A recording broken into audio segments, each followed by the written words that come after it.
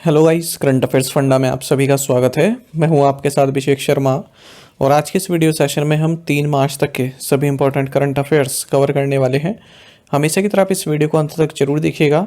आज भी आपको काफ़ी कुछ जानने के लिए मिलेगा। सेशन की शुरुआत करने से पहले आप सभी को बताना चाहूँगा, यदि आप हमारी daily current affairs PDF, weekly PDF, monthly PDF और हर महीने के banking and economic awareness PDF चाहते हैं तो करंट अफेयर्स फंडा का 1 ईयर मेंबरशिप प्लान आप ज्वाइन कर सकते हैं, जिसका लिंक आपको वीडियो के डिस्क्रिप्शन में या फिर फर्स्ट कमेंट में मिल जाएगा। आपको बता दें, इस 1 ईयर मेंबरशिप प्लान के तहत जितना भी हमारा पीडीएफ कंटेंट है वो हम आपको 1 साल तक के लिए प्रोवाइड कराते हैं, जिसे आप डाउनलोड कर सकते हैं, प्रिंट आउट भी निकलवा सकते हैं। इसके लिए चाहे तो आप करंट अफेयर्स फंडा ऐप को यूज़ कर सकते हैं या फिर अपने लैपटॉप या सिस्टम की मदद से वेब लॉगिन भी कर सकते हैं। कोई भी आपका एग्जाम हो, बैंकिंग, एसएससी, रेलवे या फिर स्टेट पीसीएस, जहाँ पर भी जनरल अवेयरनेस या करंट अफेयर्स पूछे जाते हैं, सभी एग्जाम्स के लिए हमारा पीडीएफ कंटेंट काफ़ी यूज़फुल है। इसमें आपको कैटेगरी वाइज क्विज भी प्रोवाइड करा रहे हैं, तो एक बार अगर आपने हमारे करंट अफेयर्स पढ़ लिए, उनके बाद इन क्विज को अटैम्प्ट किया, तो यकीन मानिए आपका करंट अफेयर सेक्शन काफ़ी स्ट्रॉन्ग हो जाएगा, काफ़ी अच्छा आप स्कोर कर पाएंगे अपने आने वाले एग्जाम में। लिंक वीडियो के डिस्क्रिप्शन में या फिर फर्स्ट कमेंट में मिल जाएगा, वहाँ से आप बाय कर सकते हैं। दूसरा कोर्स हमारा बैंकिंग अवेयरनेस से संबंधित है। कंप्लीट बैंकिंग अवेयरनेस हमने आपको इसमें पढ़ाया है। न केवल बैंकिंग मेंस एग्जाम, बल्कि अगर आप बैंकिंग इंटरव्यू देते हैं, जैसे IBPS PO, SBI PO, RBI में किसी पोस्ट के लिए या फिर अन्य किसी बैंक में, वहाँ पर जो बैंकिंग अवेयरनेस आपसे पूछी जाती है इंटरव्यू में, वो भी आपकी इसी कोर्स में कवर हो जाएगी। और साथ ही साथ एसएससी, रेलवे, स्टेट पीसीएस जैसे एग्जाम्स में इंडियन इकोनॉमी के की कंसेप्ट जो बार बार पूछे जाते हैं, जैसे जीडीपी से संबंधित क्वेश्चंस कई बार पूछे जाते हैं, 5 ईयर प्लान पर क्वेश्चन पूछे जाते हैं, types of unemployment, poverty, urbanisation और different types of economic curves, WPI, CPI, stock market और इंश्योरेंस से संबंधित क्वेश्चंस भी इसमें कवर किए गए हैं। ठीक है, और इसकी कोर्स की वैलिडिटी भी 1 साल की है। दोनों ही कोर्सेज़ की वैलिडिटी वैसे एक साल की है। तो हमारी करंट अफेयर्स फंडा ऐप पर आपको दोनों ही कोर्सेज मिल जाएंगे। यदि आप डेमो वीडियो लेक्चर से डेमो पीडीएफ चाहते हैं, वो भी अवेलेबल है हमारे करंट अफेयर्स फंडा ऐप पर, तो उन्हें आप देख लीजिएगा। उससे एक आइडिया आपको मिल जाएगा किस तरह कंटेंट हम आपको इन कोर्सेज में प्रोवाइड करा रहे हैं। फिर भी अगर आपका कोई भी डाउट है तो आप ये हमारे कस्टमर केयर नंबर है 4481691188, इस पर कॉल कर सकते हैं या फिर व्हाट्सएप करके भी जानकारी प्राप्त कर सकते हैं। तो चलिए फिर करते हैं शुरुआत इस वीडियो सेशन की। हमेशा की तरह क्वेश्चन ऑफ द डे से शुरुआत करेंगे अपने सेशन की। इसका आंसर आपको अभी कमेंट बॉक्स में करना होता है। पूछ रहे हैं कि रामसर सम्मेलन किसके संरक्षण से संबंधित है। The Ramsar convention is related to the conservation of which of the following. Option हैं फॉरेस्ट, ओशंस, वेटलैंड्स या फिर ग्रासलैंड्स। तो जल्दी से आप आंसर कर दीजिए, फिर हम आगे बढ़ते हैं। और इसी तरह के क्वेश्चन यदि आप प्रैक्टिस करना चाहते हैं तो मैं टेलीग्राम पर जरूर ज्वाइन करें। करंट अफेयर्स फंडा नाम से हमारा टेलीग्राम चैनल है।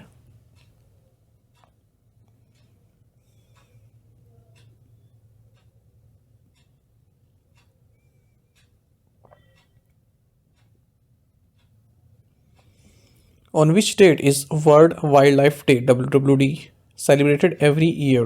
प्रत्येक वर्ष विश्व वन्य जीव दिवस कब मनाया जाता है। ऑप्शंस आपके सामने हैं। सही आंसर ऑप्शन सी है 3 मार्च। देखिए, world wildlife day WWD यह हर साल 3 मार्च को सेलिब्रेट किया जाता है। 2025 में वर्ल्ड वाइल्ड लाइफ डे का थीम रहेगा wild life conservation, finance, investing in people and planet. ये जो डे है थाईलैंड द्वारा प्रपोज किया गया था। 3 मार्च ही क्यों सेलेक्ट किया गया, क्योंकि 3 मार्च 1973 को साइट्स यानी कि convention on international trade in endangered species of wild fauna and flora, जिसे वॉशिंगटन कन्वेंशन कहते हैं, इसे साइन किया गया था। What was India's GDP growth in Q3 of fiscal year 25? Q3 of fiscal year 25 में भारत की जीडीपी वृद्धि दर कितने प्रतिशत रही है। ऑप्शंस आपके सामने हैं। सही आंसर ऑप्शन डी है 6.2%। देखिए, जो अक्टूबर से दिसंबर 2024 का क्वार्टर रहा है, उसमें जो भारत की रियल ग्रोस डोमेस्टिक प्रोडक्ट यानी कि जीडीपी है 6.2% से ग्रो की है। ठीक है, तीसरा क्वार्टर है। देखिए, क्वार्टर कहाँ शुरू होता है, अप्रैल से। अप्रैल, मई, जून फर्स्ट क्वार्टर, जुलाई, अगस्त, सितंबर सेकंड क्वार्टर, अक्टूबर, नवंबर, दिसंबर थर्ड क्वार्टर और जनवरी, फरवरी, मार्च फोर्थ क्वार्टर। फिर उसके बाद अप्रैल से फिर नया क्वार्टर शुरू हो जाता है। तो बात हो रही है थर्ड क्वार्टर की। तो 6.2% से ग्रो की है हमारी जो जीडीपी है। और इससे जो प्रीवियस क्वार्टर था उससे 5.6% की ग्रोथ देखने के लिए मिली थी। ठीक है, तो उससे तो अच्छी है। तो ये डेटा रिलीज़ किया गया है, ऑफिशियल डेटा है ये, नेशनल स्टैटिस्टिक्स ऑफिस द्वारा, एनएसओ द्वारा हाल ही में जारी किया गया है। लेकिन जो ये 6.2 ग्रोथ है, अगर हम इसको 2023 से कंपेयर करें, अक्टूबर से दिसंबर 2023 के पीरियड में, तब 9.5% ही ग्रोथ देखी गई थी, तो उससे तो कम ही है अब की बार। ठीक है, और जो ये थर्ड क्वार्टर की जो जीडीपी आंकड़े आए हैं, ये रिजर्व बैंक ऑफ इंडिया का जो एस्टिमेट था उससे 0.2 परसेंट पॉइंट कम है। अच्छा, अगर हम फर्स्ट 2 क्वार्टर्स की बात करें इस करंट फिजिकल मतलब फिजिकल 25 यानी कि 24-25, तो फर्स्ट क्वार्टर में 6.5% से ग्रो किया था, सेकंड क्वार्टर में 5.6 से ग्रो किए थे। Which two companies were the top direct tax contributors in India in 2024? 2024 में भारत में शीर्ष प्रत्यक्ष कर योगदानकर्ता कौन सी 2 कंपनियां थी? सही आंसर ऑप्शन सी है, Reliance industries and TCS. Top 10 आप देख सकते हैं राइट साइड में। देखिए 2024 में जो 2 मोस्ट वैल्यूएबल कंपनीज हैं इंडिया की, रिलायंस इंडस्ट्रीज और टाटा कंसल्टेंसी सर्विसेज, यही टॉप डायरेक्ट टैक्स कंट्रीब्यूटर्स भी रही हैं, ऐसा बताया गया है Hurun research institute 2024 burgundy private Hurun India 500 report में। तो रिलायंस इंडस्ट्रीज ने 25,707 करोड़ रुपए का टैक्स दिया है, वहीं टाटा कंसल्टेंसी सर्विसेज टीसीएस ने 15,898 करोड़ रुपए का टैक्स दिया है। टॉप 2 ये है, तीसरे नंबर पर वेदांता आती है, चौथे पर एचडीएफसी बैंक, पांचवें पर इन्फोसिस, छठे पर आईटीसी। इंडस्ट्री वाइज अगर हम देखें तो फाइनेंशियल सर्विसेज से संबंधित जो कंपनीज हैं, सबसे ज़्यादा टैक्स कंट्रीब्यूशन इन्हीं की ओर से किया गया है। According to the IMF's 2025 projections, which country is the wealthiest in the world? तो IMF के 2025 अनुमान के अनुसार कौन सा देश दुनिया का सबसे धनी देश है? ऑप्शंस आपके सामने है, सही आंसर ऑप्शन डी है, लग्जमबर्ग। टॉप 10 आप देख सकते हैं राइट साइड में। देखिए इंटरनेशनल मॉनेटरी फंड ने एक रिपोर्ट पब्लिश की है, या फिर अपना प्रोजेक्शन पब्लिश किया है, जिससे वेल्थिएस्ट कंट्रीज बताई गई हैं उनके purchasing power parity per capita के अनुसार। तो 2025 में लग्जमबर्ग ये वेल्थिएस्ट कंट्री है पूरे वर्ल्ड में, और इसकी GDP per capita 114.91 thousand US dollar है। सिंगापुर दूसरे नंबर पर है। चाइना का जो स्पेशल एडमिनिस्ट्रेटिव रीजन है मकाऊ, ये तीसरे नंबर पर है। आयरलैंड चौथे नंबर पर है। पाँचवें नंबर पर कतर है। अच्छा, अगर हम यूनाइटेड स्टेट्स की बात करें जो कि लार्जेस्ट ग्लोबल इकोनॉमी है नॉमिनल टर्म्स में, ये 10वें नंबर पर आता है अगर हम जीडीपी पर कैपिटा के हिसाब से बात करते हैं। भारत की बात करें, ये 5th लार्जेस्ट इकोनॉमी है पूरे वर्ल्ड में, और अगर हम जीडीपी पर कैपिटा की बात करें तो ये बॉटम 100 कंट्रीज़ में आता है, लास्ट की 100 कंट्रीज़ में। रैंक देखें तो 124वें नंबर पर है ये। 11.94 thousand US dollar GDP per capita है इसकी। Which country is the most linguistically diverse nation as of 2024? 2024 तक कौन सा देश सबसे अधिक भाषाई विविधता वाला देश है? ऑप्शंस आपके सामने हैं, सही आंसर ऑप्शन डी है, पपुआ न्यू गिनी। देखिए वर्ल्ड इकोनॉमिक फोरम के हिसाब से 23 मेजर लैंग्वेजेस हैं पूरे वर्ल्ड में, मतलब जो पूरे वर्ल्ड में आधे से ज़्यादा जनसंख्या बोलती है, और यूनेस्को कहता है कि 8,324 लिविंग लैंग्वेजेस बोली जाती हैं ग्लोबली। तो पपुआ न्यू गिनी ये मोस्ट लिंग्विस्टिकली डाइवर्स नेशन है। 840 लिविंग लैंग्वेजेस हैं यानी कि जो यूज़ में की जाती हैं, और 4 ऑफिशियल लैंग्वेजेस हैं यहाँ की, टोक पिसिन, इंग्लिश, हेरीमोटू और Papua New Guinea sign language. Indonesia दूसरे नंबर पर है, हाईएस्ट नंबर ऑफ लैंग्वेजेस की अगर हम बात करें, दूसरे नंबर पर इंडोनेशिया, तीसरे पर नाइजीरिया, चौथे पर इंडिया और पांचवें पर यूनाइटेड स्टेट्स। इस तरह से टॉप 5 ही हो गए। भारत की बात करें तो यहाँ पर 453 लिविंग लैंग्वेजेस हैं।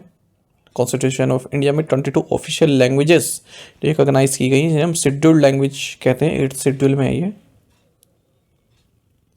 विच stock exchange is the largest in the world by market capitalization? बाजार पूंजीकरण के आधार पर सबसे बड़ा स्टॉक एक्सचेंज कौन सा है? ऑप्शंस आपके सामने हैं, सही आंसर ऑप्शन सी है, New York stock exchange. Right side में आप टॉप 5 देख सकते हैं, 5वें नंबर पर भारत का है नेशनल स्टॉक एक्सचेंज। देखिए प्रेजेंटली पूरे वर्ल्ड में 60 प्रोमिनेंट स्टॉक एक्सचेंजेस हैं, और जो टॉप 10 लार्जेस्ट स्टॉक एक्सचेंजेस हैं, अगर हम कलेक्टिवली उनकी मार्केट कैपिटलाइजेशन देखें तो 10,23,60,634.92 मिलियन US डॉलर की है। ऐसा वर्ल्ड फेडरेशन ऑफ एक्सचेंजेस ने रिपोर्ट किया है। न्यूयॉर्क स्टॉक एक्सचेंज और national association of securities dealers automated quotations, Nasdaq जिसे बोलते हैं, दोनों यूनाइटेड स्टेट्स में हैं, और लार्जेस्ट 2 लार्जेस्ट एक्सचेंजेस हैं पूरे वर्ल्ड में। पहले नंबर पर न्यूयॉर्क स्टॉक एक्सचेंज, दूसरे पर नैस्डैक। तीसरे नंबर पर संघाई स्टॉक एक्सचेंज है, चौथे नंबर पर है Japan stock exchange, Japan exchange group. 5वें नंबर पर भारत का नेशनल स्टॉक एक्सचेंज है। और यूरोनेक्स्ट ये लार्जेस्ट स्टॉक एक्सचेंज है यूरोप में। इंडिया का जो नेशनल स्टॉक एक्सचेंज है ये 5th लार्जेस्ट एक्सचेंज है वर्ल्ड वाइड, मार्केट कैपिटलाइजेशन के हिसाब से देखें। 50 लीडिंग इंडियन फर्म्स इसमें आती हैं, जैसे Infosys, ICICI bank, Larsen and Toubro, ये सभी। What is the name of Amazon's new quantum computing chip? Amazon की नई क्वांटम कंप्यूटिंग चिप का नाम क्या है? सही आंसर ऑप्शन सी है ऑसलॉट। अमेजॉन वेब सर्विसेज ने ऑसलॉट, जो कि इसकी फर्स्ट क्वांटम कंप्यूटिंग चिप है, इसको लॉन्च कर दिया है। और क्वांटम एरर को ये लगभग 90% तक रिड्यूस करती है। जो क्वांटम एरर करेक्शन कॉस्ट है, उसको करेक्शन कॉस्ट को 90% तक रिड्यूस करती है। ये कैट क्यूबिट्स को यूज़ करती है एरर्स को सप्रेस करने के लिए। What key event did Aditya L1 recently achieve? हाल ही में आदित्य L1 ने कौन सी महत्वपूर्ण उपलब्धि हासिल की? सही आंसर ऑप्शन डी है first image of solar flare kernel. India का जो first dedicated space based solar mission है आदित्य L1, इसने एक ग्राउंड ब्रेकिंग ऑब्जर्वेशन किया है। और इसका जो एक पेलोड है, साइंटिफिक पेलोड है, उसने फर्स्ट एवर इमेज कैप्चर की है सोलर फ्लेयर कैर्नेल की लोअर सोलर एटमॉस्फेयर में। तो पेलोड का नाम है solar ultraviolet imaging telescope suit payload. और इसने लोअर सोलर एटमॉस्फेयर में की जो सोलर इमेज है उसको कैप्चर किया है फोटोस्फेयर से और क्रोमोस्फेयर का जो रीजन है वहाँ से। तो इस पेलोड ने X6.3 class solar flare observe की है। और ब्राइटनेस इसने डिटेक्ट की है जो अल्ट्रावायलेट वेवलेंथ रेंज है 200 से 400 नैनोमीटर के आसपास। इससे कंफर्म हो गया है कि जो एनर्जी रिलीज़ की जाती है फ्लेयर से वो सन के एटमॉस्फेयर के डिफरेंट लेयर्स तक जाती है। आदित्य L1 मिशन को लॉन्च किया गया था 2 सितंबर 2023 को। 6 जनवरी 2024 को ये सक्सेसफुली प्लेस किया गया जो लार्ज हेलो ऑर्बिट है अर्थ सन लैग्रांज पॉइंट L1 के आसपास वहाँ पर। Who launched one nation one port initiative? One nation one port पहल किसने शुरू की? सही आंसर ऑप्शन डी है सर्बानंद सोनोवाल। तो सर्बानंद सोनोवाल जो कि minister of ports, shipping and waterways है, इन्होंने मुंबई में कई सारे इनिशिएटिव्स लॉन्च किए, जिनमें से एक है one nation one port initiative. इसका मकसद है इंडिया का जो मैरीटाइम इंफ्रास्ट्रक्चर है उसको मॉडर्नाइज करना। तो वन नेशन वन पोर्ट, ठीक है, तो इससे क्या होगा, जो भी भारत के मेजर पोर्ट्स हैं उनका जो ऑपरेशन है उसको स्ट्रीमलाइन किया जाएगा। इनकन्सिस्टेंसीज जो है उनको रिमूव किया जाएगा। डॉक्यूमेंटेशन में जो इनकन्सिस्टेंसीज आती है डॉक्यूमेंटेशन में उनको रिमूव किया जाएगा। प्रोसेसेस में जो आती है और जिनके कारण इनएफिशिएंसी बढ़ती है, कॉस्ट इंक्रीज होती है, डिले होते हैं। तो जो कंटेनर ऑपरेशन डॉक्यूमेंट का जो वर्क है वो 33% तक कम होगा। वहीं बल्क कार्गो डॉक्यूमेंट्स का जो वर्क है वो 29% तक कम होगा। साथ ही इन्होंने सागर आकलन भी लॉन्च किया है जो कि लॉजिस्टिक्स पोर्ट परफॉर्मेंस इंडेक्स है। अच्छा, भारत ग्लोबल पोर्ट्स कंसोर्टियम और मैत्री ऐप भी इनके द्वारा लॉन्च किया गया है। Which initiative led by Anant Ambani has won the प्राणी मित्र नेशनल अवार्ड? अनंत अंबानी के नेतृत्व वाली की इस पहल ने प्राणी मित्र राष्ट्रीय पुरस्कार जीता है। सही आंसर ऑप्शन है वनतारा। अनंत अंबानी का जो वनतारा है, ठीक है, इसको प्राणी मित्र नेशनल अवार्ड दिया गया है गवर्नमेंट ऑफ इंडिया द्वारा। एनिमल वेलफेयर में जो इस प्रोजेक्ट द्वारा एक्सेप्शनल कंट्रीब्यूशन दिया गया है उसको रिकॉग्नाइज किया गया है। कॉर्पोरेट कैटेगरी में ये अवार्ड इन्हें दिया गया है। ठीक है, जो भी एफर्ट रहा है Radhe Krishna temple elephant welfare trust का, जो कि वनतारा इनिशिएटिव है एलिफेंट्स के रेस्क्यू के लिए, ट्रीटमेंट के लिए, उनके लाइफ लॉन्ग केयर के लिए इसको अवार्ड दिया गया है। तो वनतारा क्या है? एक एलिफेंट केयर सेंटर है, आप सभी जानते ही होंगे। 240 रेस्क्यूड एलिफेंट्स हैं यहाँ पर। इसमें 30 एलिफेंट तो सर्कसेस से हैं, 100 से ज़्यादा एलिफेंट लॉगिंग इंडस्ट्री या फिर अदर साइट से जो रेस्क्यू किए गए एलिफेंट हैं, जैसे राइट से, स्ट्रीट बैंकिंग से, वो सभी। When is world hearing day observe? विश्व श्रवण दिवस कब मनाया जाता है? सही आंसर ऑप्शन भी है March 3। तो वर्ल्ड हियरिंग डे ये हर साल 3 मार्च को मनाया जाता है। 2025 में इस डे का थीम रहा changing mindsets, empower yourself to make ear and hearing care a reality for all. India and which country have decided to establish a new communication link between their border guarding forces? Bharat और किस देश ने अपने सीमा रक्षक बलों के बीच एक नया संचार लिंक स्थापित करने का निर्णय लिया है? सही आंसर ऑप्शन डी है बांग्लादेश।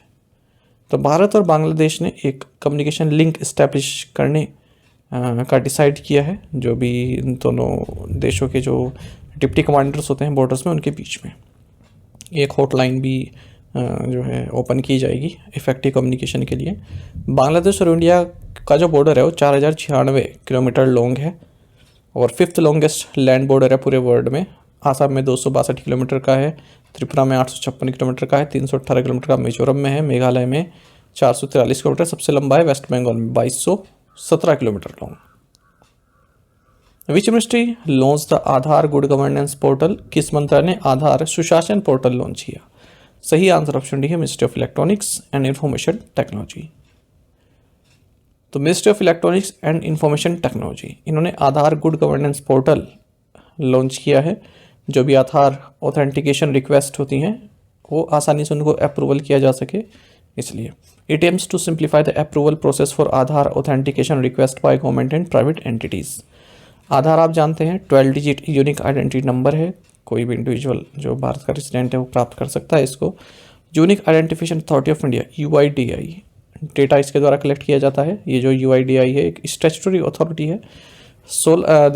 जनवरी 2016 में गवर्नमेंट ऑफ इंडिया द्वारा इसको स्टैब्लिश किया गया था। Ministry of electronics and information technology के तहत ये आती है।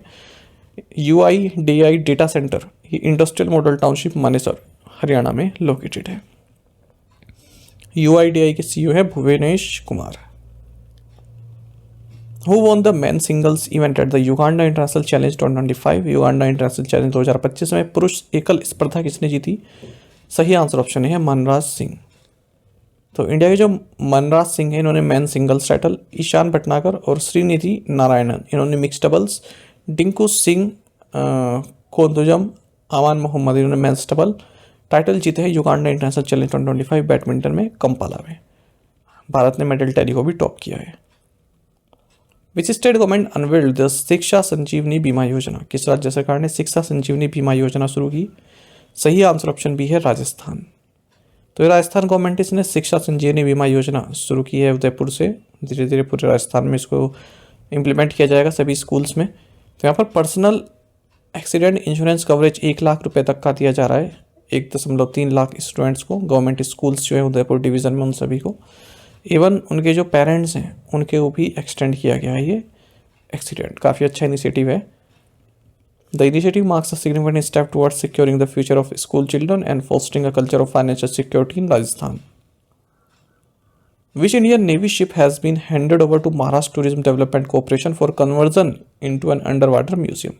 भारतीय नौसेना के किस जहाज को पानी के नीचे संग्रहालय में बदलने के लिए महाराष्ट्र पर्यटन विकास निगम को सौंप दिया गया है? सही आंसर ऑप्शन बी है INS गुलदार। देखिए इंडियन नेवी ने INS गुलदार जो कि एक लैंडिंग शिप टैंक है ये हैंड ओवर कर दिया है Maharashtra tourism development corporation limited को, ताकि इसे अंडर वाटर म्यूजियम और आर्टिफिशियल रीफ में कन्वर्ट किया जा सके। तो पहली बार ऐसा होगा जब किसी डिकमीशन्ड शिप को इस तरह के पर्पस के लिए यूज़ किया जाएगा। इस शिप को डायनिया शिपयार्ड पोलैंड द्वारा बनाया गया था, इंडियन नेवी में कमीशन किया गया था 30 दिसंबर 1985 को, डीकमीशन किया गया 12 जनवरी 2024 को। टू द पॉइंट क्वेश्चंस और उनके आंसर्स देख लेते हैं। Where is Satkosia tiger reserve? Odisha. When was the national institute of securities market establish? 2006 में मुंबई में है ये, सेबी द्वारा एस्टैब्लिश किया गया था। Trent limited and Voltas limited are part of which group? Tata. International Big Cat Alliance aims to ensure cooperation for the conservation of how many big cats? Answer is 7. Tiger, lion, leopard, snow leopard, cheetah, jaguar and puma. International Defense Exhibition and Naval Defense Exhibition 2025 kicked off in which city? Abu Dhabi, UAE. आप में से कई students बिल्कुल सही answer किया है, इसी तरह से पार्टिसिपेट करते रहिए। चलिए आज के असाइनमेंट क्वेश्चन देखते हैं, इनका आंसर आपको अभी करना है कमेंट बॉक्स पे। Who is the European Commission President? What is the theme for World Civil Defense Day 2025? Where is the headquarters of Asia Pacific Economic Cooperation located? APEC जिसे बोलते हैं। In which year was the ethanol blended petrol program introduced in India under the National Food Security Act? Pregnant women not covered in the formal sector are entitled to maternity benefits worth how much per child? इन पांचों questions के answer आप comment box में 3 जरूर दीजिएगा। यदि एक question का answer भी आता है तो भी आप हमें जरूर बताइएगा। साथ ही हमें टेलीग्राम पर जरूर ज्वाइन करें। करंट अफेयर्स फंडा नाम से हमारा टेलीग्राम चैनल है। Thank you guys.